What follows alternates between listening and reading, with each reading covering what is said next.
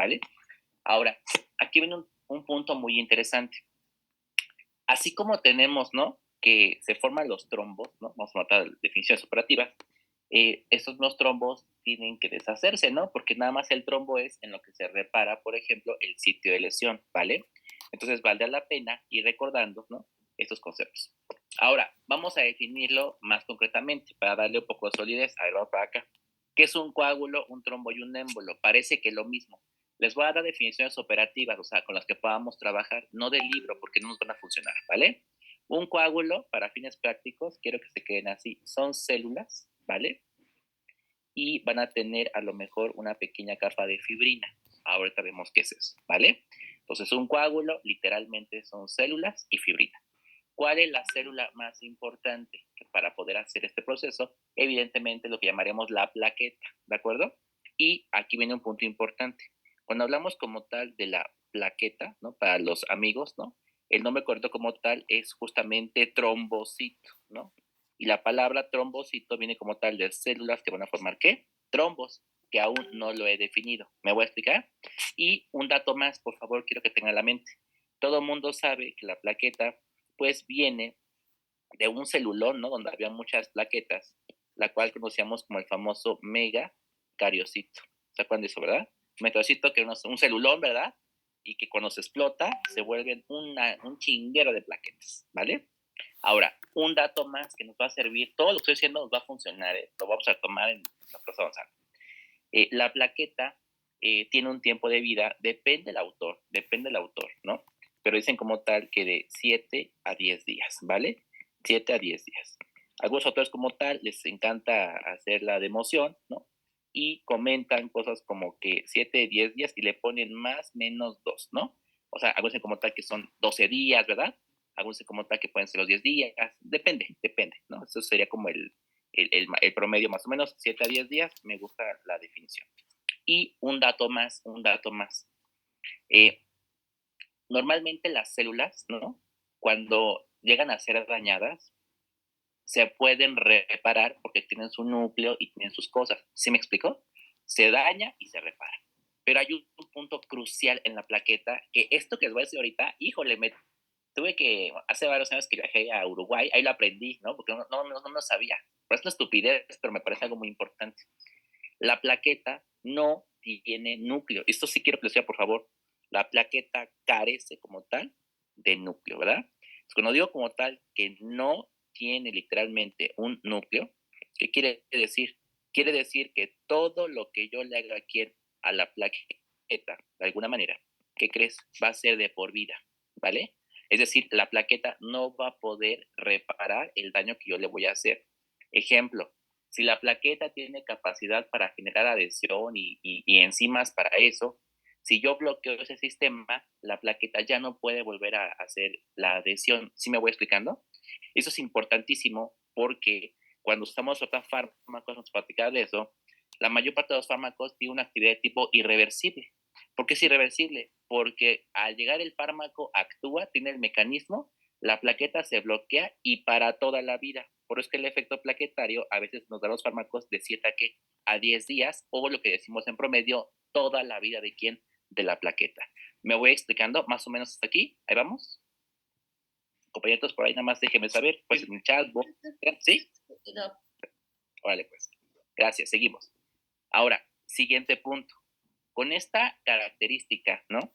A ver, no quiere decir que si no tiene núcleo, no tiene nada, no. Tiene un buen de cosas, una plaqueta, vamos a platicar, un buen de cosas, pero núcleo, no. Y entonces, fíjate bien, el siguiente dato es que sería un trombo.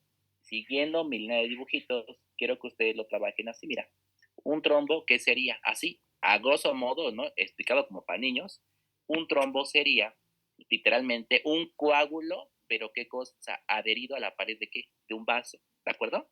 Entonces aquí sale otro punto importante. Cuando hablamos de que está adherido a un vaso, vamos a hablar ahorita de eso. Tenemos dos tipos de vasos, ¿no? Los vasos conocidos como vasos ¿qué? Arteriales y como tal los vasos ¿qué? Venosos, ¿verdad? Entonces quiere decir que puedo tener la formación de trombos arteriales y de trombos venosos. Eso es importantísimo, porque ¿qué crees? Ahorita que platiquemos de las enfermedades vasculares, vamos a encontrar enfermedades vasculares que clasifican así. vasculares venosas, ¿no? Y a lo mejor te sonará por ahí las varices y estas cosas por allí. Y las arteriales, las famosas arteritis, ¿no? Que también vamos a ver que tienen algunos patrones y que esto que creen no es raro, se encuentra mucho en los pacientes y es importante tener algunos puntos para poder diferenciarlos, ¿vale? Entonces, ¿qué es un trombo para pronto? Un trombo es un coágulo adherido a la pared de un vaso. Sí que está adherido, por eso decimos trombo, ¿de acuerdo? Pues más célula que es trombocito, célula que forma este elemento. Y puede ser trombos que van a arterias o trombos que van a venas o que se instauran, ¿de acuerdo? Ahorita platicamos de esos detalles. Un último dato, vamos como tal al émbolo. En el caso del émbolo, fíjate bien, te voy a poner aquí el émbolo y ve el dibujito. No justamente siempre es, por ejemplo, un coágulo, ¿vale? El émbolo puede ser a lo mejor una placa de grasa que tenemos allí, un ateroma, y de repente por el flujo que crees de este ateroma se desprendió y al desprenderse empieza a viajar en dónde? En la circulación y de repente llega a una zona muy pequeña donde tapa y forma como tal lo que ustedes llaman una embolia. ¿Les ha sonado eso? Le dio una embolia, se refiere a eso. Se refiere a que tuvo un émbolo de grasa, ¿no?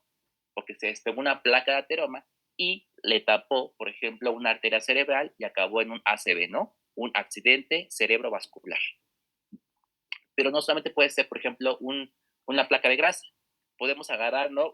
Así de mala onda, ¿no? Pensemos una jeringa, le ponemos un chingo de aire, le inyectamos a alguien, por ejemplo, ese aire en los vasos sanguíneos, y eso se llama embolia aérea. ¿Sí me explico? O sea, es una embolia aérea. Entonces, es interesante el concepto porque émbolo sería cualquier cosa, ¿no? Cualquier cosa no fisiológica, vamos a llamarlo así, que viaje en la circulación, ¿no?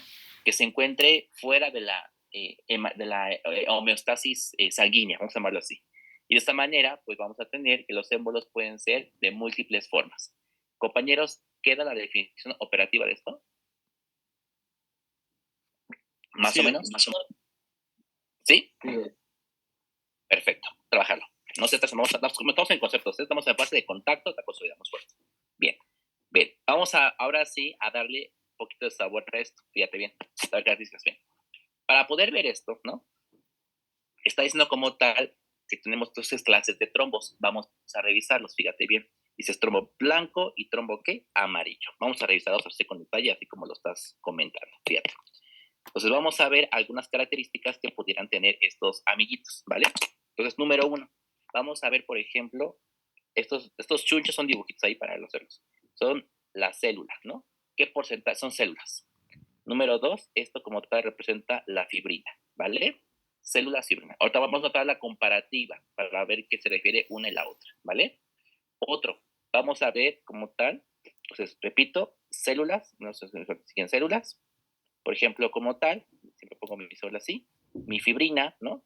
Cómo se encuentra la cantidad de fibrina. Podemos poner, por ejemplo, el tipo de qué, el tipo de vaso en el cual se va a estar formando, ¿cierto? Un dato más como que sería la resistencia con la que se está formando este mismo, ¿no? ¿Cuánto aguanta? El tiempo que tarda como tal en poderse formar, ¿no? Y por último, aquí podemos poner así una pastillita y una inyección, ¿no? Para hablar del tratamiento farmacológico para, pues, reducirlos o aumentarlos, ¿no? Vamos a llamarlo de la manera más pertinente, ¿vale? Ok, entonces vamos a ver algunas características. Sígame, por favor. ¿Cuál es la composición de un trombo blanco? Bueno, un trombo blanco, celularmente hablando, tiene más o menos hablando el 80% de qué? De células, ¿de acuerdo? Esa es su conformación. Es un trombo, llamamos así, de tipo celular. Tenemos que el otro 20% se compone como tal de quién? De la fibrina, ¿no? Que es un punto bastante importante. El tipo de vasos no se forma regularmente va a ser como tal en las arterias. Y esto de verdad que estoy siendo muy claro para vincular a tus enfermedades, ¿vale? En arterias, regularmente forman arterias. Y vamos a ver en este caso que la resistencia que tiene es una resistencia realmente, vamos a poner tal cual así, muy baja, ¿verdad? ¿Por qué baja la resistencia?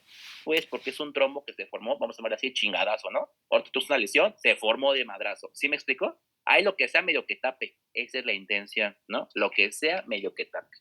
Y el tiempo realmente lo hizo en un tiempo muy rápido, ¿verdad? Lo hizo muy rápido. Tan rápido que hizo que no nos desangráramos, ¿verdad? porque tenemos 5 litros de sangre, se me hace setada, pues se me sale todo por el agujerito y chingué a mi madre, ¿no? No es útil, no es útil. Entonces, ahí está. Quedan las características de un trombo blanco, más o menos. Ahí vamos. Bien, seguimos. Trombo amarillo, juguemos a hacerlo al revés, Víctor, fíjate. Al revés sería 20% de células, fíjate bien, 80% de qué? De fibrina, que es un punto bien importante, ¿sí? Vamos a ver como tal que regularmente se forma en vasos de qué tipo? Venosos. Vamos a encontrar, ¿verdad, Geraldine? Que la resistencia, ¿verdad? Va a ser una resistencia muy alta, ¿verdad? Una alta resistencia, muy alta resistencia. Y vamos a ver ahorita que en el tiempo, ¿qué crees? En el tiempo es poco más lento, ¿no? La verdad es muy lento para formarse, ¿no? Y vamos a ver un dato importante. ¿Por qué tiene la capacidad aquí de ser un trombo tan resistente? Bueno, buen dato importante. Porque aquí vamos a involucrar lo que llamaremos los famosos ¿qué? Factores de la que coagulación. Que vamos a platicar otro tema de esto, ¿vale? Y entonces los factores de la coagulación van a encargarse, ¿no? De generar justamente esta alta ¿qué? Resistencia, ¿no? Y lo vamos a ver a través de varias vías. Y esto va a ser bien interesante porque van a lograr estos factores de coagulación que se forma un trombo de veras bien difícil de quitar, ¿no? Esa será como tal la característica. Y entonces, fíjate bien, aquí quiero que empecemos a entender este asunto, por favor, porque entonces la pregunta, y vamos a enfocarnos hacia abajo, lo importante, con respecto a la farmacología, tenemos que hacer una muy buena diferencia. Fíjate bien. Pregunta para todos. ¿Cuál es el componente más importante de un trombo blanco? Un trombo blanco. Un trombo blanco, el más importante son las células, ¿verdad? Células. Entonces, la pregunta es, ¿qué tengo que hacer? Tengo que dar fármacos antiplaquetarios. ¿Me voy explicando? ¿Por qué tengo que dar fármacos antiplaquetarios? Porque, ¿qué crees? Los que van a poder atacar a las células de forma correcta. Y aquí podemos encontrar los antiagregantes, que tenemos muchísimos, ¿eh? No solamente la aspirina, aguas con eso. En México tenemos muchos más y vamos a verlos todos el día de hoy, ¿de acuerdo? Todos los manejos y cómo le van a hacer para las cosas. Les traigo los artículos más actuales para la evidencia de qué se tiene que hacer en odontología, ¿de acuerdo? Porque es diferente en otras áreas, pero en odontología ya está muy descrito y tenemos evidencia muy sólida de hace básicamente año y medio, ¿vale? Lo cual me parece muy interesante. Entonces tenemos muchos agregantes, está la aspirina, está el prasugrel, ticagrelor, está por ejemplo el clopidogrel, ¿no? Están otros fármacos que van a encontrar por allí, ¿vale? Y aquí va otro punto importante. El elemento más importante para poder tratar, por ejemplo, a los, vamos a llamarlo así, a los trombos amarillos, pues básicamente es pegarle, ¿no? A lo que serían los factores de quién, de la coagulación y algunos que pudieran pegarle a quién, a la fibrina, ¿están de acuerdo? Básicamente. Y entre ellos, o más importantes, compañeritos, podríamos destacar a lo que serían los anticoagulantes, por eso se llaman así, porque van en contra como tal de quién, de la coagulación, ¿cierto? Es decir, aquellos que le pegan algunos factores o aquellos que le pegan como tal la fibrina, pues vamos a platicar que la propia fibrina también es un factor de la coagulación, ¿no? Y tendremos anticoagulantes que pueden ser directos, indirectos, inyectables, tomados, no sé, hay de muchas formas. Otro platicaremos de ese chismesazo. Preciosos, ¿me voy a entender con este contexto más o menos? ¿Sí queda? Fíjate bien, y esto es importantísimo. Fíjate, Gaby, fíjate, es importante. A ver, tienes un paciente que tiene, por ejemplo, es un problema vascular en arterias, ¿de acuerdo? Es un paciente que tiene un problema vascular en arterias, que cuando camina dice, ay, me duelen las piernas, ¿no?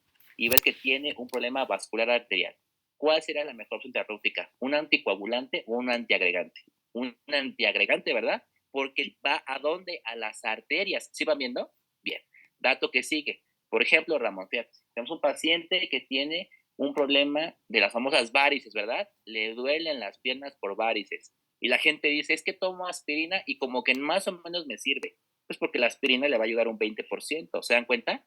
Realmente lo que necesita son poder tener fármacos que le puedan quitar este 80% porque se va a formar en qué tipo de vasos venosos, ¿verdad? Entonces la aspirina no sería el mejor tratamiento para un paciente que tenga que varices, ¿verdad? Otra platicamos de la varicosa. No sé si me voy explicando más o menos. ¿Va quedando hasta aquí, compañeros? Estoy siendo muy concreto. Esto no viene así en su libro, te lo juro. No viene. Por eso ayúdenme a saber si sí todo bien. Preguntas con gusto. Sí, todo bien. Todo bien, doctor. Todo bien, doctor. Perfecto, están bien chingones de aquí, ¿eh? Bien, seguimos. Luego, vamos con que siga el Daihat. El siguiente dato sería, ahora, tenemos que empezar a entender otro punto interesante, ¿no? Esto ya me quedó bien. Eh, Cuando tenemos fallas, vamos a hablar desde el punto de las fallas, ¿no? Una falla, por ejemplo, en la hemostasia primaria, o sea, ¿cómo se presenta el paciente? Apúntalo por allí. Es un paciente que presenta, por ejemplo, epistaxis, ¿no? Epistaxis, ¿no? ¿Qué es epistaxis? Un sangrado nasal, ¿verdad? Muy importante. Es gente que le sangra constantemente la nariz cuando tiene alterada su hemostasia primaria. Tiene gingivorragias, ¿verdad? Es un paciente que se cepilla los dientes, ¿no? Y le sale de repente sangre y no tiene enfermedad periodontal de base, ¿verdad? Tenemos las otras ginecorragias, ¿verdad? Suena como a que el paciente, ¿no? La paciente, perdón, va a tener su periodo menstrual y al momento de tener su periodo que debe ser de 2 a 3 días, de mayor cantidad a menor cantidad, ¿no? Y irse autolimitando, pues son pacientes que dicen, no, es que me pongo peor, ¿no? Se me complicó. Ah, muy bien, ¿no? Que sus periodos menstruales son más abundantes, ¿verdad? Y le duran más tiempo. Pues ginecorragias, ¿verdad? Y tenemos otra cosa importante que son las famosas petequias, ¿verdad? Las petequias, seguramente lo han escuchado por allí, se refiere al pacientito que tiene en la piel algunos puntitos rojos, ¿verdad, Lupita? Puntitos rojos que se ven y que básicamente habla de un poco de sangre, vamos a llamarlo así, que salió del vaso y que se va a ir pegada como está en la piel, ¿verdad? Entonces, eso es importante recordarlo, que te vas a encontrar en pacientes que usan crónicamente, por ejemplo, antiagregantes, este tipo de datos, ¿verdad? Y no nos habla de algo malo, ¿verdad, Diana? Nada más nos habla de que pues, está teniendo un problema con los antiagregantes, a lo mejor tiene mucho tiempo usándolos, a lo mejor tiene mucha dosis, ¿verdad? Pero sabemos que tiene alterada su hemostasia primaria, ¿verdad? Entonces, vamos a llamarlo así, ¿a poco no, Francisco? Sangraditos coquetos, ¿no? Chiquitos, no, no, nada de lo que me preocupa en la vida. ¿Sí vamos? Este dato es bien importante. Si nos vamos al otro escenario, problemas de hemostasia secundaria, fíjate bien, apúntale, Bruno. Hemostasia secundaria, solamente hay una palabra que yo puedo describirla aquí, y se llaman como tal los famosos hematomas, ¿de acuerdo? Y ponga tal cual así, hematomas. Nombre comercial, moretones, ¿verdad? O sea, no es lo mismo, fíjate, Adriana, no es lo mismo. Estamos hablando de que hematomas, o sea, estas colecciones de sangre grandotas, ¿verdad? Que es de repente voy caminando y así me pegué con el mueble y chingue, su madre, se me hizo una bolota toda ahí negra, ¿verdad? Luego va de color morado, luego se pone verde, luego amarillo y es un problema, ¿eh? Entonces, esos pacientes tienen este tipo de problemas, ¿no? Ahorita platicaremos desde otra perspectiva, que desde el punto de vista genético tenemos otro sistema interesante, ¿no? Cuando tenemos pacientes que genéticamente tienen problemas, ¿no? Con algunos cromosomas, como por ejemplo el 12, ¿no? Pueden tener alteraciones a lo que llamamos como tal la famosa, ¿qué? Hemofilia, ¿verdad? Y la hemofilia no es otra cosa más que una deficiencia, ¿verdad? ¿De quién? De los factores de quién? De la coagulación, ¿verdad? Hay un déficit de estos mismos, ¿verdad? Y tenemos la hemofilia A, la hemofilia B, y tenemos hemofilias ahí un poco más complejas, ¿de acuerdo? Y otro dato importante, apúntale, Elizabeth, te va a servir, apúntale. Las hemofilias son importantísimas, ¿no? Estudiarlas, porque ¿qué crees? Hay tratamiento para ellos, ¿sabes? Hay tratamientos. Y vamos a ver que el tratamiento va a ser, aparte de dar el factor de coagulación, hay un tratamiento que se llama tratamiento preoperatorio. ¿Y qué crees? Ya se describió en odontología. Ya se describió el tratamiento hace un año más o menos, cómo atender a un paciente con hemofilia, no solamente con aspectos médicos, sino odontológicos, y se les manda un fármaco, y ahorita platicaremos de eso también. ¿Me voy explicando? O sea, realmente ya esto se aperturó bien cañón, ¿eh? La verdad. Y un último dato, apúntale por ahí, David. Fíjate, ni modo, por ser hombres, David, pues qué otra. Para los hombres es mucho más frecuente la hemofilia que para las mujeres, ¿de acuerdo? Eso es importante, ¿no? Porque va ligado al X, ¿verdad? Va ligado al X, ¿no? Entonces eso es un punto importante. Como la mujer tiene dos X, ¿no? O la mujer si un X está todo puteado, ¿no? Pues evidentemente la mujer que va a hacer, pues le repone, ¿verdad? Pero como somos como tal X que Y, pues ni modo te quedas con tu pinche defecto y no hay más. ¿Sí me voy explicando? Ese dato es importante, Sharon, ¿no? Es importante decir que la hemofilia entonces está ligada al X, ¿verdad? Un punto importante de genética. Y en las mujeres pues no se va a expresar porque tengo la otra X que regularmente es la que mejora la X mala, ¿no? Y en el caso de los hombres, como no tengo una X, pues ni modo, la que tengo mala, Diana, ¿verdad? Entonces es más frecuente encontrarlo como tal en lo que serían en los caballeros. ¿Sí me voy explicando? Estos datos son bien importantes. Estoy resumiendo muchas cosas al mismo tiempo, muchas cosas para que ustedes tengan un panorama integral. Entonces, ¿cómo espera llegar un paciente? ¿Cómo te lo imaginas tú? No, fíjate, un paciente con hemofilia, pues es un paciente que tiene hematomas, ¿verdad?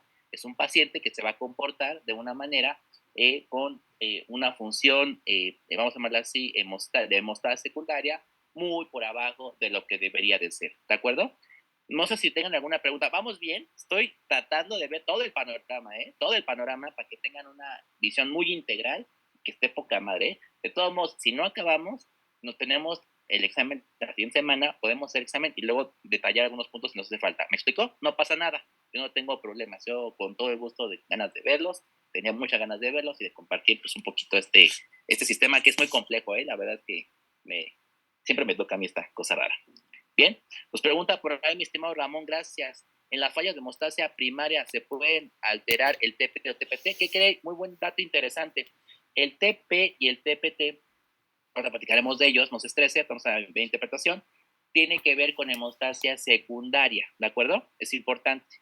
En la hemostasia primaria lo que vamos a hacer es lo que se llama la famosísima prueba de sangría, ¿verdad? O el tiempo de sangría, que es algo totalmente diferente, ¿de acuerdo? En la primaria lo que vamos a valorar son plaquetas, acuérdense de eso. Y en la secundaria vamos a hablar lo que sería los factores de coagulación a través de una cosa que ni siquiera está bien descrita, que como tal se llama ¿quién? La cascada de la coagulación, ¿cierto? Que sigue siendo un misterio, ¿eh? Sigue siendo un misterio. Ya no, vamos a ver, no está descrita al 100%, ¿eh? Pero ahorita le vamos a poner, va a dar la versión para los niños, ¿no? La versión coqueta para que ya quede para todos, ¿sale? Preciosos, ¿qué os puede ayudar Carla, Mari, Luis Ángel? ¿Todo bien? Ahí vamos, ¿me di a entender?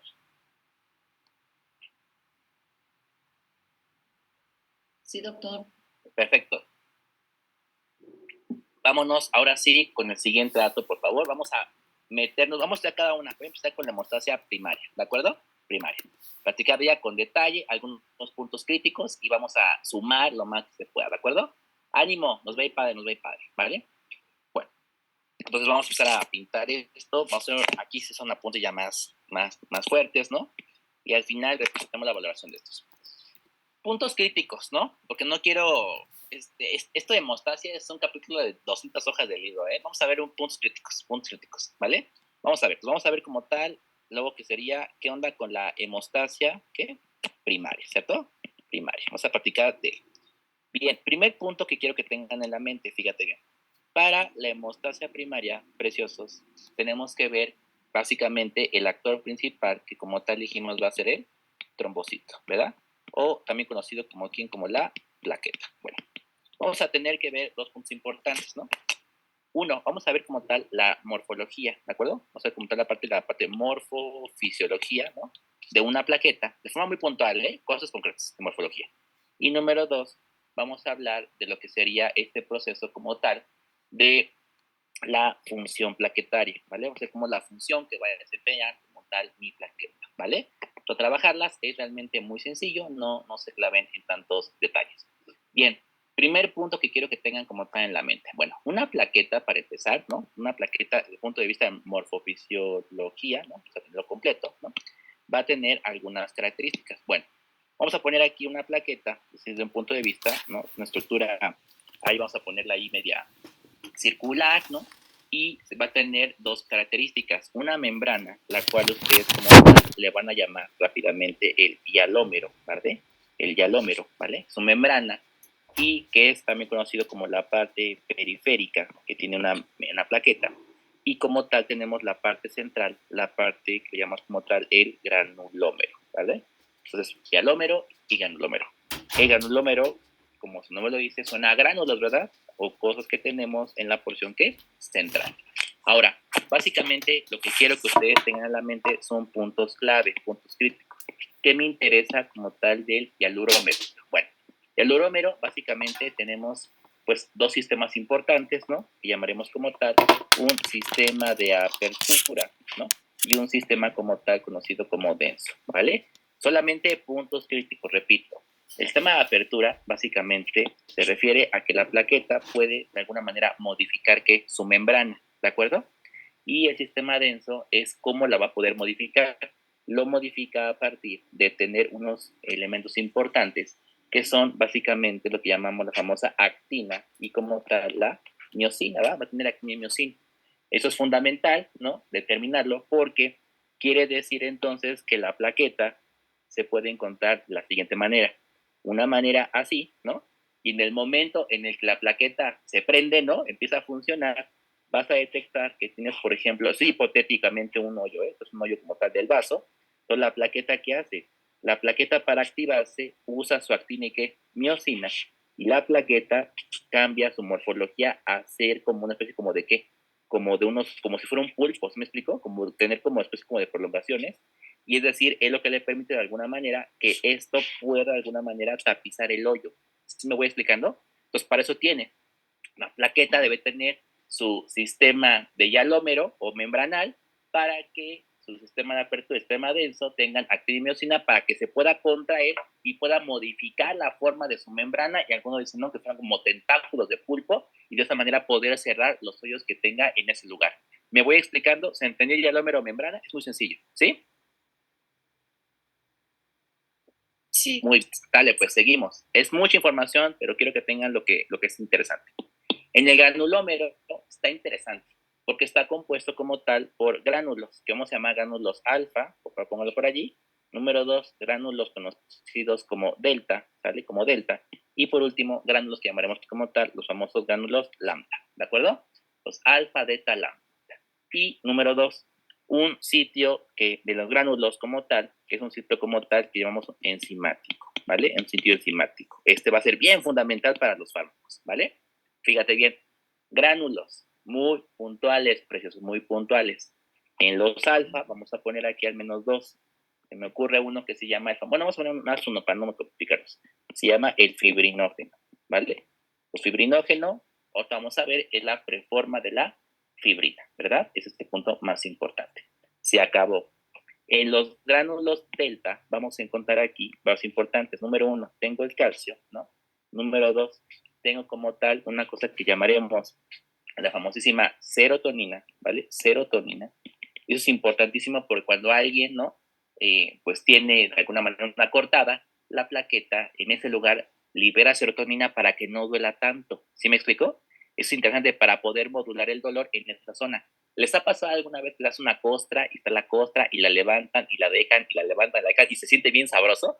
Bueno, es una plaqueta que dijo ahí, ay, te va la serotonina. Entonces, se siente rico, vea, Pilar, se siente rico, esto, por eso mejor así. Pues serotonina, ¿vale? Es un punto bien importante.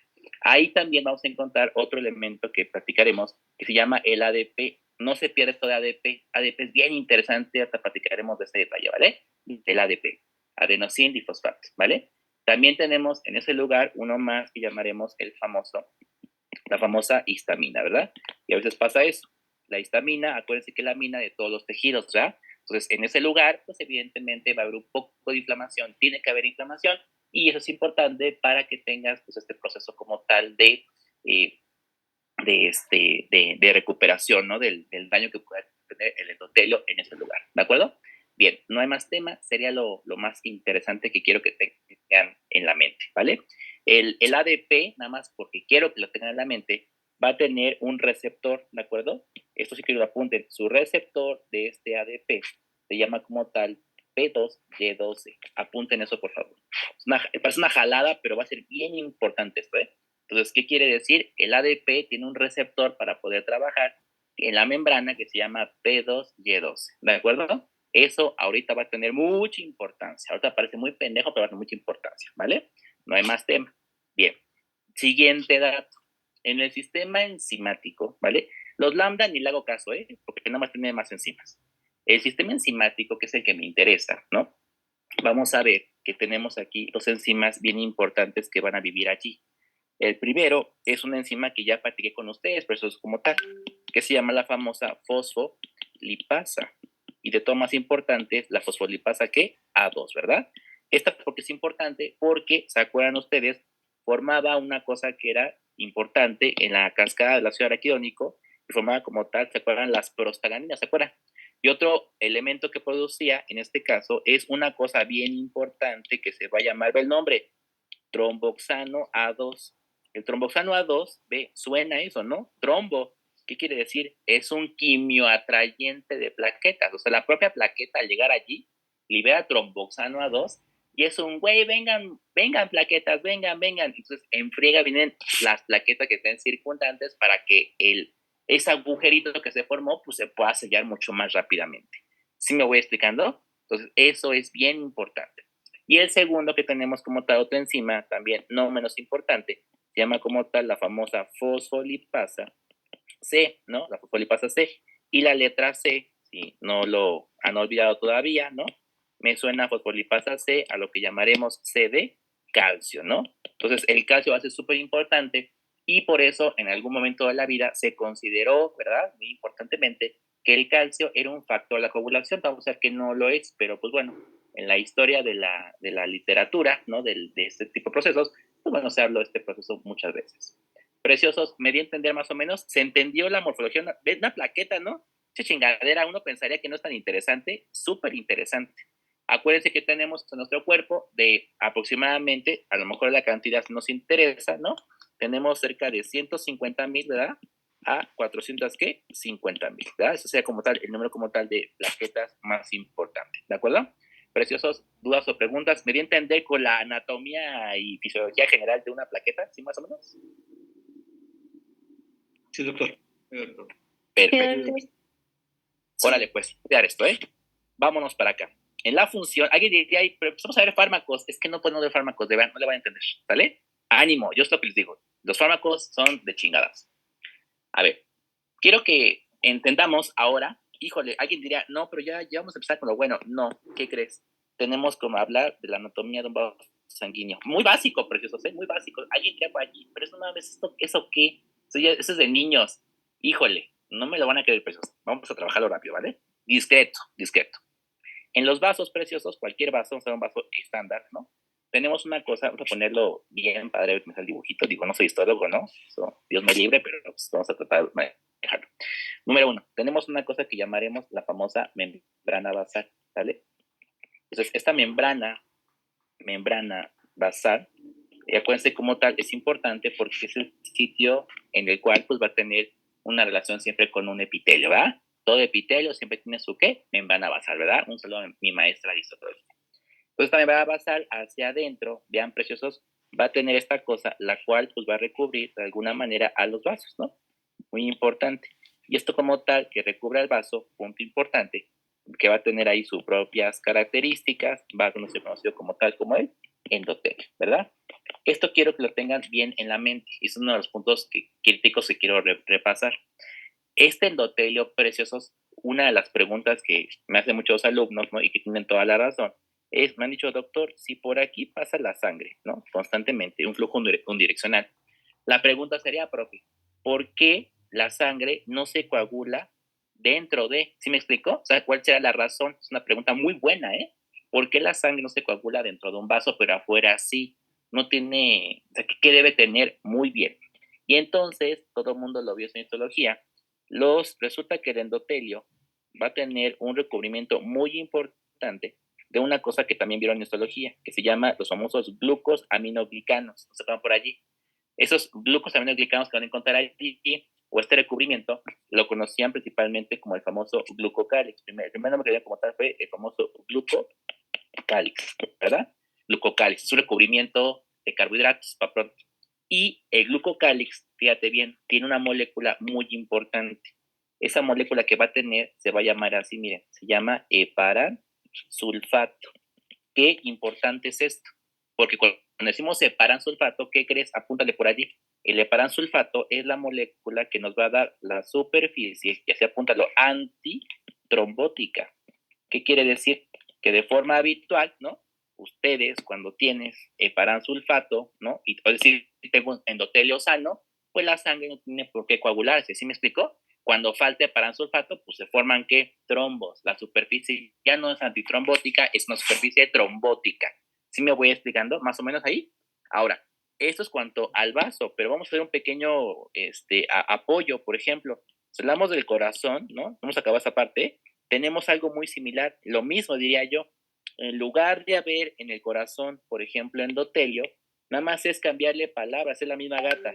Tenemos una cosa que se va a llamar como endocardio, ¿verdad? El endocardio. Pues porque hay endocardio, pues no se coagula, ¿cierto? Y punto importante, también en ese lugar tenemos glucocálix y también en ese lugar la sangre no se coagula. ¿Sí me voy explicando, compañeros, más o menos? ¿Sí queda? Ok. A ver, ¿por qué hago este comentario? Fíjate bien, Gaby. Fíjate, si tú comes diario chicharrón, ¿no? Aquí se va a llenar de grasa esta chingadera. Y al llenarse de grasa, ¿qué crees? Tapas a todo el endotelio, pero también al glucocálix. ¿Sí me explicó? Y entonces es un sitio donde llega la sangre y dice, no mames, no hay nada, pum, pum, pum, trombo. ¿Sí me explicó? Y esto puede generar a la larga que las personas puedan generar lo que llamamos las famosas embolias, ¿verdad? Embolias, aterosclerosis, enfermedad cardíaca, cardiopatía isquémica, y de ahí se va para muchas cosas. ¿Me explicó? También podemos tener otro escenario, Gaby, fíjate.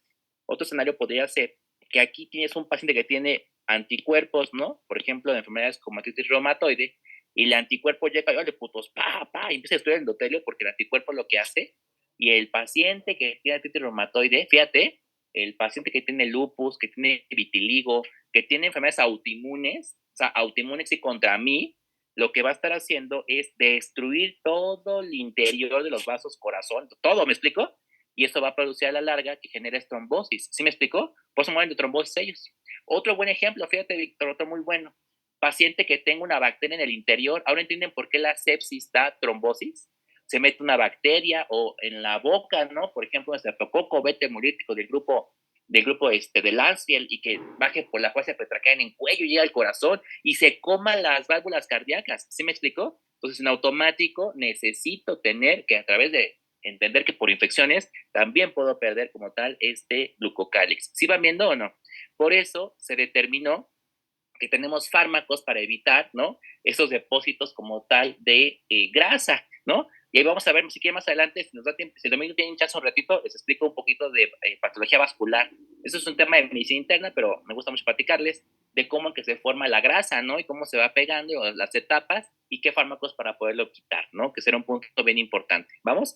A eso le vamos a llamar prevención cardíaca primaria, ¿vale? Apúntale por allí. La prevención cardíaca puede ser primaria o secundaria. Esto ya está demostrado. Prevención cardíaca primaria y secundaria. La primaria se hace con estatinas. Apúntale por allí, Carla. La primaria se hace con estatinas. ¿Cuáles estatinas? Que la pravastatina, simvastatina, rosuvastatina, atorvastatina, ¿cierto? Esas son para prevenir un infarto. Por eso es una primaria. Y la secundaria se puede hacer con antiagregantes, como por ejemplo la aspirina. Y vas a apuntarlo, Gaby. Vas a apuntarlo allí. La aspirina no se usa para prevenir un primer infarto. Apunta de Gaby. La aspirina no previene un primer infarto, ¿sale? Ahora muchos artículos que demuestran no previenen un primer infarto, pero sí pueden prevenir un qué, un segundo infarto. Ahorita me explico la razón del por qué, del cómo, de demás. No sé qué emoción, estoy muy emocionado. ¿Vamos bien? ¿De veras? ¿Ahí vamos? ¿Lo van entendiendo? ¿Sí, de veras? ¿Está siendo claro? No me mientan, ¿eh? Sí, No me, ya se calle y siga. No sean así, ¿eh? Estoy emocionado. ¿Sí? Está bien, vamos a seguir. Y entonces, fíjate, si hay preguntas en el chat, ¿eh? No te quedes ahí con las dudas, David, porque luego es que no te resuelvo, ¿eh? Mario, échame la mano ahí cualquier cosa, ¿eh? Bueno, y entonces, fíjate, Diana, entonces tiene allí membrana basal, está adentro, ¿no? Tiene su endotelio, ¿no? En vasos, y tiene a nivel de lo que sería el corazón, el endocardio, ¿cierto?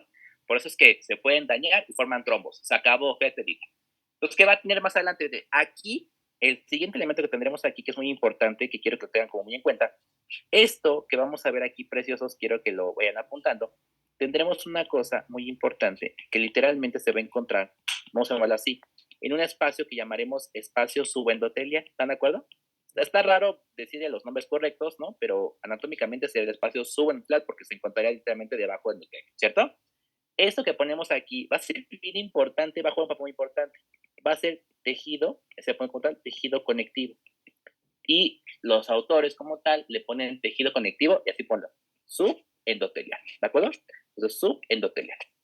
Ese tejido endotelial tiene tres funciones importantes, ¿no? Tres funciones importantes. Y es para coagulación, ¿eh? Fíjate bien. La primera es que vamos a practicar, la primera función importante es que va a tener una carga de tipo negativa, ¿no? ¿Por qué es relevante esto?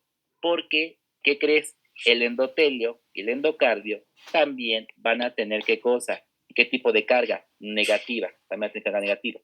¿Por qué es importante? ¿Qué le pasa a las cargas iguales? Hoy estamos en el mes en el que todo puede pasar, pero normalmente, compañeros, ¿qué pasa en los sistemas corporales? Cargas iguales, ¿qué? Cargas iguales. Se repelen. Bien, entonces fíjate, entonces las células que quieran irse para acá y que quieran pegarse, se van a tener que ir al centro siempre. Es decir, a través de un sistema de cargas, la sangre no se puede adherir a los vasos de golpe. ¿Sí me explico? Esa es la primera función, ¿eh? Eso es algo bien importante. Por eso, ¿qué crees que pasa? Fíjate, Francisco, cuando vas a jugar toques-toques con tus amigos, los raros, ¿qué pasa? Juegas toques-toques, cambias la carga y la gente se trombosa. ¿Me explico? La gente que juega toques-toques se trombosa y luego, ay, me duele el brazo, ¿no? Su pinche trombo ahí atorado, ¿no? Que tiene que deshacerse. No es bueno jugar eso, Francisco, ¿eh? Eso no se juega porque puede generar trombos. ¿Sí vamos? Entonces, es un punto importante. El siguiente dato precioso que vamos a apuntar es que el tejido conectivo subendotelial va a tener otra característica. Se va a tener un componente nutricional y quiero que le pongan allí la vitamina C. La vitamina C es un factor bien importante para formarlo. Esto explica, fíjate bien, tejido conectivo. Las personas, ¿a poco no, Diana? Que no consumen vitamina C a nivel de la boca, ahí es mucho más notorio que pueden tener sangrado y pueden formar una enfermedad que se llama como el famoso ¿qué? Escorbuto, ¿verdad? El escorbuto. ¿Qué nombre recuerdan que tenía la vitamina C? Era el famoso ¿qué? El ácido ¿qué? Ascórbico, ¿verdad? Muy importante. Y ahí les va una historia, fíjate, Diana, te va a gustar esto, a ti que te gusta como las cosas como con mucho significado. Fíjate, Diana. La palabra ascórbico viene de los vocablos grecolatinos, donde A significa sí y scorbo quiere decir escorbuto. Entonces le pusieron la vitamina C así, le pusieron ácido ascórbico o sin escorbuto. Eso quiere decir en español, ¿me explico? O vitamina C. Y lo que quiero que ustedes se lleven, ¿verdad, Diana? Es que la vitamina C es necesaria para tener un tejido conectivo funcional en todos lados, principalmente en zonas más expuestas, como por ejemplo la boca, ¿verdad? Por eso es que ustedes veían en los pacientes que iban, en los marineros, los piratas y demás, que no llevaban sus limones, ¿verdad? No llevaban ahí sus naranjas, ¿verdad? Sus limas, tenían sangrados en boca, ¿verdad? ¿Por qué? Porque no tenían el componente nutricional que generaba como tal un déficit de tejido conectivo y por lo tanto tenían sangrados, ¿verdad? Punto importante. No sé si vamos justificando cosas. ¿Ahí vamos o no? ¿Sí? ¿Se va justificando? Sí. Perfecto. Y un dato más, ese tejido conectivo, pues evidentemente se va a formar de quién? Colágena, ¿verdad? Y las colágenas que tiene el vaso sanguíneo, ¿no? Básicamente es colágena tipo 1, la colágena tipo 2 y como tal la colágena tipo ¿qué? 4, ¿verdad? Muy importante. Y aquí quiero que hagamos un detalle porque vamos a empezar aquí. Ya estamos vinculando aquí con el tipo de coagulación. ¿Qué crees? La colágena 4, no me lo van a creer, no me lo van a creer. La colágena 4, ¿no? O en general la colágena, para pronto, para no ser tan raro, la colágena va a formar una cosa que llamaremos el famoso factor tisular. Apunten eso. ¿Qué quiere decir eso? Cuando hablamos del factor tisular, en automático, el factor tisular va a ser un factor de quién? De la coagulación. En otras palabras, quiere decir que si yo lesiono, ¿qué cosa? La colágena, ¿sí me voy explicando? Se activa el factor ¿qué? Tisular. Y es importante porque, ¿qué crees? Este factor tisular es el factor número 3 de quién? De la coagulación. Apúntalo, por favor, por allí. Apúntalo, Francisco. ¿Y qué crees? Al factor tisular le vamos a llamar también la famosa ¿qué? Tromboplastina, ¿vale? ¿Y qué crees? La tromboplastina, para fines prácticos, es lo que vamos a llamar por allí el famoso TP. ¿Y qué crees? Empieza a salir parte la coagulación, ¿sale? ¿Me explico? Fíjate, nos va a ayudar con el TP. El TP va a ser el tiempo de protrombina, ¿me explico? No confundirlo, pero nos va a ayudar a entender este TP y el famoso TPTA, el tiempo parcial de tromboplastina activado. No se preocupen, ahora te lo voy a explicar, ¿de acuerdo? Lo que quiero que se lleven a la mente es la siguiente idea. El factor tisular es equivalente a la colágena subendotelial, compuesta por 1, 2, principalmente la 4 que nos está formando, y representa el factor de la coagulación número 3. Ahorita vamos a irlo viendo.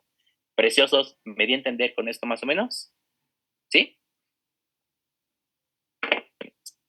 Y seguimos con plaquetas y vasos, ¿eh? Estamos en generales, pero vamos a darle el punch.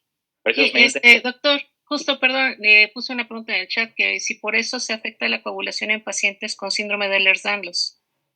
Claro, porque todas las colágenas, ¿no? Se ven alteradas. Es correcto, doctora. Muchas gracias, es correcto. Otra indagamos en las genéticas. De hecho, deberíamos hacer una sesión de colagenopatías, ¿no? Para entenderlo un poquito mejor, pero bueno, no es el tema de farma, ¿no? Bien.